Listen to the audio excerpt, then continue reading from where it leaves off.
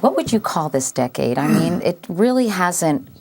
No one has come up with a name that has really stuck. I started thinking of the decade of the despot when I was seeing Ahmadinejad and Chavez and, of course, Saddam Hussein. Then I was thinking, I don't know, the tainted decade because so many of our heroes fell from grace. What do you think, Nancy? Well, people have called it the uh-ohs, which when you watch that and you see all the bad stuff that happened, it's easy to come away thinking that this was just a series of terrible, man-made and natural events, one after another. And it's a miracle that, we made it through. I think that's, the things that we remember are naturally going to be a lot of sometimes the darkest and most catastrophic moments. But I don't think it was all quite as bad as that. Well, your magazine called it the decade from hell. Yes, we did.